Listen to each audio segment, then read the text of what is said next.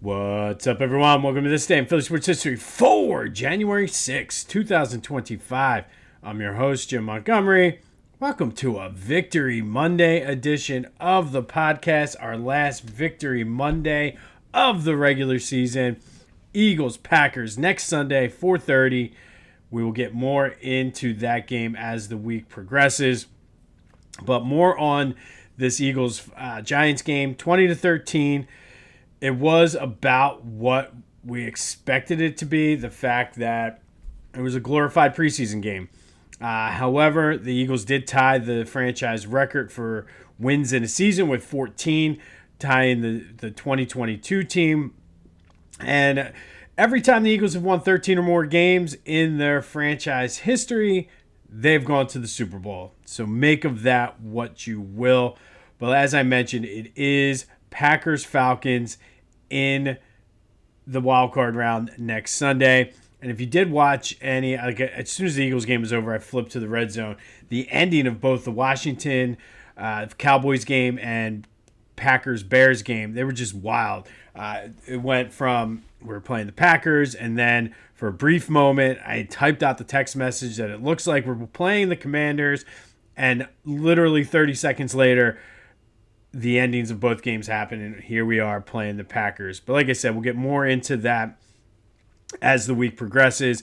Jeff Lurie, 300th win, including postseason as owner of the Eagles. Pretty cool stat and story there. But let's take a look at the keys to the game. Again, it was a very boring game. However, we said, Tanner McKee, it's your time to shine. Are you the backup quarterback of the future?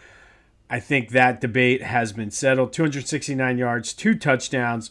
And truthfully, depending on what Pickett's ribs do, he could be the playoff backup, at least for the time being. But I do think moving forward, he will be the backup quarterback behind Jalen Hurts. And I know the way the game started, we're waiting for quarterback controversies. Oh, Tanner McKee should be starting over. No, he shouldn't. Not yet, at least anyway. But I do think he made a strong enough statement to say, I'm the backup of this team. I would say moving forward. I know you want somebody with playoff experience, and Kenny Pickett does have that. And I guess depending on the situation and the scenario, but we'll see. But Tanner McKee did do enough yesterday to stake a claim to be the backup quarterback of the future. Key number 2, stay healthy. Didn't really see any major injuries. Dallas Goedert shook off some of the rust from being out. Looked pretty decent early as the go-to target for Tanner McKee. I wouldn't be surprised if that was part of the game plan that Kellen Moore had. And look, I think what the game plan was yesterday was to set Tanner McKee up to be successful early. And that's what I've been saying all year, and I feel as though those scripted plays have not really, at least until Pittsburgh, really hadn't worked out. So I think it's even more imperative that the game plan for Sunday is to set, especially coming back from a long layoff, is to set Jalen up to be successful. And then obviously the last one was just watch the scoreboard. And like I said, it was fun going back and forth watching both of those games. I'm not necessarily afraid of either team. Obviously, it's the Packers now. I'm not necessarily afraid. I think either way, it was going to be a tough game. I just would have loved to see Washington with the revenge factor. But it's Green Bay. Let's go. Jalen is in concussion protocol still. And I heard something interesting on the pregame show. I had to run the Lowe's for something. And Elliott Shores Park said that to his knowledge, there's like a 5-tiered or 5-step program for concussion protocol, and that the last one is that the quarterback has to go through practice. So it is, in theory, possible that Jalen already met the other 4, and because they were going to rest him anyway, Saquon did practice, but AJ didn't practice. Devontae didn't practice last week. It's conceivable that Jalen would not have practiced. So therefore, because he didn't practice, he can't pass that 5th part of the concussion protocol. Again, I don't know it. I'm just going by what I heard on the radio from Elliott Shore Park.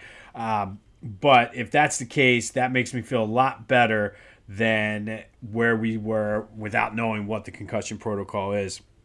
We did lose our bet. I did say, or no, we didn't lose our bet. I said take the Eagles minus 2.5. So we did win that bet. And I think that puts us at 7-8 on the season.